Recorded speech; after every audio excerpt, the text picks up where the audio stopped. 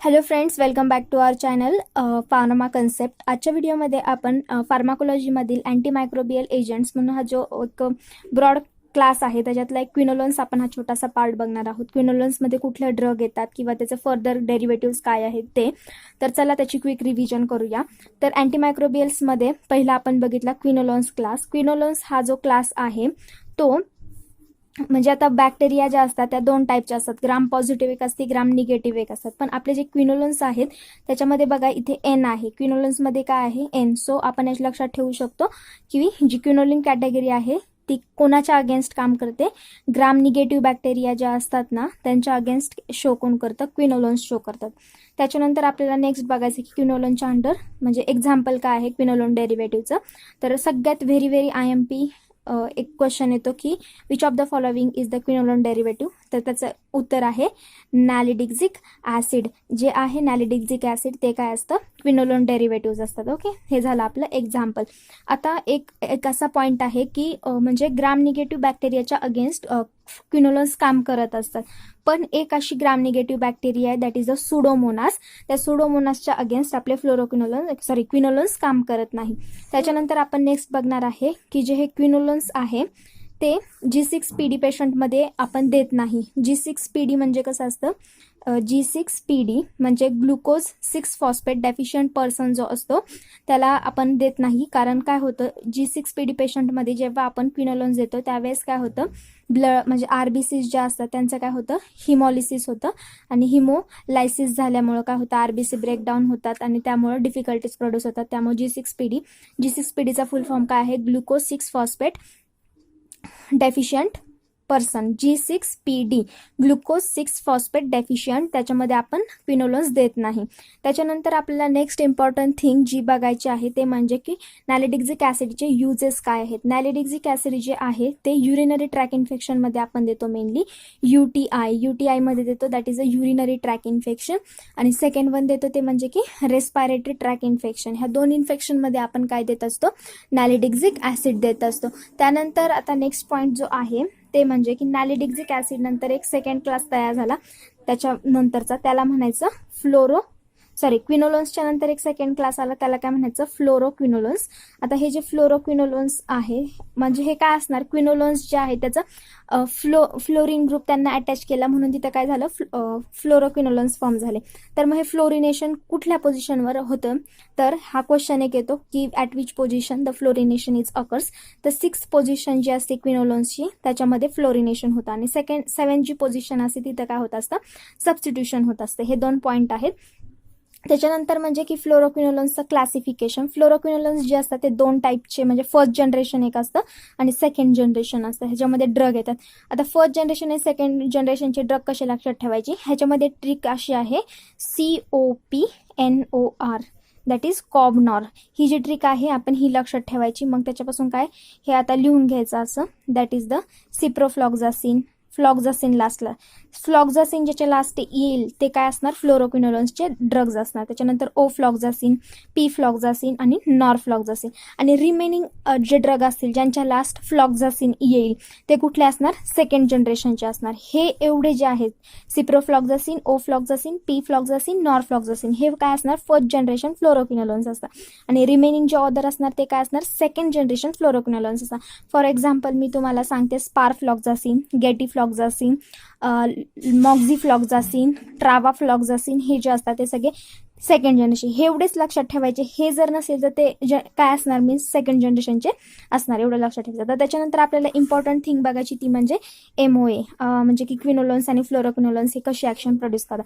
आता हे काय आहे, अँटी मायक्रोबियल्स आहेत म्हणजे ते बॅक्टेरिया जी असते आपली त्याच्यामध्ये काय प्रेझेंट असतं. फॉर एक्झाम्पल आपण जर कन्सिडर केलं तर बॅक्टेरियाच्या सर्वायवलसाठी बॅक्टेरियामध्ये काय असतं, DNA किंवा जेनेटिक मटेरियल प्रेझेंट असतं बॅक्टेरियामध्ये.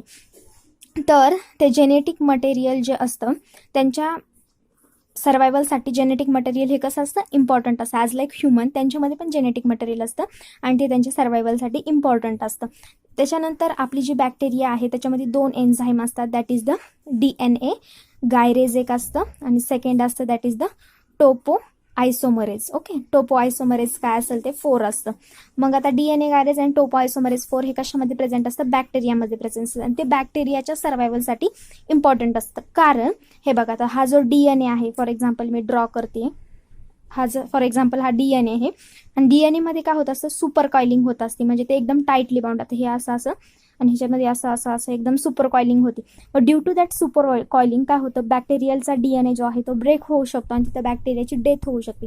पण हे जो 2 एन्झाईम आहे हे काय करतात? जी सुपर कॉइलिंग आहे त्याला तिथं ब्रेक करतात. समजा इथं सुपर कॉइलिंग आहे, इथं ब्रेक केलं, त्याला अनकॉइल्ड केलं, म्हणजे निगेटिव्ह कॉइलिंग केली आणि परत जॉईन केलं. हे काम कुणाचं असतं? DNA गायरेज आणि टोपो आयसोमरेज 4चं. मग त्यामुळे काय होतं? बॅक्टेरिया सर्व्हाइव्ह होती, कारण तिथं निगेटिव्ह सुपर कॉइलिंग केली जाते. आणि आपलं मेन टार्गेट काय आहे? की बॅक्टेरियाला किल करायचं किंवा आपल्याला तिला ग्रो होऊन ना द्यायचं. तर मग आपण काय करणार? हे 2 जे एन्झाईम आहेत त्यांना काय करणार? आपण इनहिबिट करणार.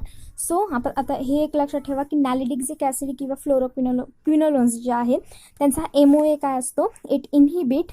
हे काय इनहिबिट करतात? आपलं DNA गायरेज. DNA गायरेजला इनहिबिट करण्याचं काम कोण करत असतं? क्विनोलोन्स करत असतात. आणि फ्लोरोक्विनोलोन्समध्ये काय आहे? फर्स्ट जनरेशन आणि सेकंड जनरेशन. जे फर्स्ट जनरेशन आहे इट इनहिबिट DNA गायरेज आणि सेकंड जनरेशन जे आहेत ते काय करतात? It inhibit DNA gyrase as well as topoisomerase. Second आहे म्हणजे ह्याच्यात 2 एन्झाईमचं इनिबिशन होणार. हा फर्स्ट आहे म्हणजे ह्याच्यात एका एन्झाईमचं इनिबिशन होणार. आणि ऑफकोर्स हा जो क्लास आहे ह्याच्यापेक्षा हा क्लास कसा असणार आहे? ॲडव्हान्स असणार आहे. त्याच्यामुळे ह्याच्यामध्ये फक्त DNA गायरेजचं इनहिबिशन होत आहे. आणि हा सेकंड इम्पॉर्टंट थिंग, हा नुसता ग्राम निगेटिव्ह बॅक्टेरियाच्या अगेन्स्ट इफेक्टिव्ह आहे. हा क्लास आपला ग्राम positive as well as gram negative बॅक्टेरियाच्या अगेन्स्ट वर्क करणार आहे. त्याच्यानंतर काही की पॉईंट्स आहेत जे की एक्झाम पॉईंट ऑफ व्ह्यू असला आपल्यासाठी इम्पॉर्टंट आहे. त्याच्यामध्ये आता आपण पहिल्या पॉईंटमध्ये बघणार आहोत की युजेस ऑफ फ्लोरोक्विनोलोन्स, म्हणजे first line use of fluoroquinolones काय आहे. आता पहिलं म्हणजे युरिनरी ट्रॅक इन्फेक्शनमध्ये आपण सगळ्यात नॅलिडिक्झिक ॲसिड हे प्रेफर करत असतो. त्यानंतर जे टायफॉइड फिवर आहे त्याच्यामध्ये पण आपण काय यूज करत असतो? टायफॉइड फिवरमध्ये पण यूज करत असतो फ्लोरोक्विनोलोन्स. त्याच्यानंतर एक असतं ते म्हणजे चॉन्चरॉइड. चॉन्चरॉइड म्हणजे काय असतं? जे आपले जेनायटल ऑर्गन असतं त्याच्यामध्ये इन्फ्लामेशन होतं due to bacteria, that is the haemophilia ducreyi, त्याला म्हणायचं काय? चॉन्चरॉइड म्हणायचं. त्याच्यानंतर एक असतं ते म्हणजे मेनिंजायटिस. मेनिंजायटिस म्हणजे काय होतं? ब्रेनमध्ये इन्फ्लामेशन होतं मेनिंजिसचं, त्याला म्हणायचं मेनिंजायटिस. त्याच्यानंतर नेक्स्ट असतं that is the urinary track infection, respiratory track infection, anthrax infection. Anthrax infection म्हणजे कसं असतं? जे स्पोर फॉर्मिंग बॉडीज असतात ते इन्हेलेशन थ्रू ह्युमनच्या बॉडीमध्ये गेल्यानंतर जे इश्यूज क्रिएट होतात त्याला म्हणायचं अँथ्रॅक्स इन्फेक्शन. त्याच्यानंतर असे काही युजेस आहेत जे की सिलेक्टिव्ह युजेस एक्झामला येऊ शकतात. त्याच्यानंतर मग अजून एक युजेस आहे की मल्टिपल ड्रग रेजिस्टन्स TBमध्ये पण आपण फ्लोरोक्विनोलोन्स प्रेफर करतो. पण क्वेश्चन असा येतो, which fluoroquinolones is given in the multiple drug resistance TB. Multiple drug resistance TB म्हणजे काय? जेव्हा खूप सारे ड्रग TBच्या पेशंटमध्ये रेजिस्टन्स क्रिएट करतात त्यावेळेस आपण कुठले फ्लोरोक्विनोलोन्स दिले पाहिजे. तर त्यावेळेस बघा असं लक्षात ठेवायचं, कोमल मल्टिपल ड्रग रेजिस्टन्स TB में काम कर रही थी. कोमलपासून काय लक्षात ठेवायचं? सिप्रोफ्लॉक्झासिन, ओफ्लॉक्झासिन, मॉक्झिफ्लॉक्झासिन आणि लिओफ्लॉक्झासिन हे सगळे ड्रग आहेत जे की मल्टिपल ड्रग रेजिस्टन्स TBमध्ये काम करतात. त्याच्यानंतर नेक्स्ट असा क्वेश्चन असतो की हे आपले फ्लोरोक्विनोलोन्स आणि क्विनोलोन्स असतात ते जनरली म्हणजे रिनल एक्सक्रिशन थ्रू बॉडी आउटमधून एक्सक्रीट होत असतात. But some exception is there. काय एक्सेप्शन आहे? That is the PTM, parents teacher meet, असं मी लक्षात ठेवलं. PTM जे आहे ते एक्सेप्शन आहे. हे ड्रग्स कशातून एक्सक्रीट होतात? बाईलमधून होतात. दॅट इज द पीफ्लॉक्झासिन, ट्रावाफ्लॉक्झासिन आणि मॉक्झिफ्लॉक्झासिन. हे जे आहेत ते बाईलमधून एक्सक्रीट होतात. मग ह्याच्यापासून एक क्वेश्चन तयार होतो की किडनी फेल्युअरवाला पेशंट आहे तर त्याच्यामध्ये आपण कुठले फ्लोरोक्विनोलोन्स प्रेफर केले पाहिजे. तर मग आन्सर काय असणार? हे 3 असणार आपल्या आन्सरमध्ये की हे आपण प्रेफर करू, कारण किडनी फेल्युअर पेशंटमध्ये ऑलरेडी किडनीच्या रिलेटेड प्रॉब्लेम असतात. त्यामुळे आपण जे ड्रग्स युरिन थ्रू एक्सक्रीट होतात किंवा किडनी थ्रू एक्सक्रीट होतात असे आपण ड्रग त्यांना देऊ शकत नाही. सो हे बाईलमधून होतात म्हणून आपण हे प्रेफर करतो. ओके, सो हेच होतं बेसिक जे की एक्झामच्या वेळी तुम्हाला लक्षात ठेवायचं. आय होप तुम्हाला समजलं असेल. Thank you for watching the video and stay connected. I will share another topic notes with you. Okay, thank you so much.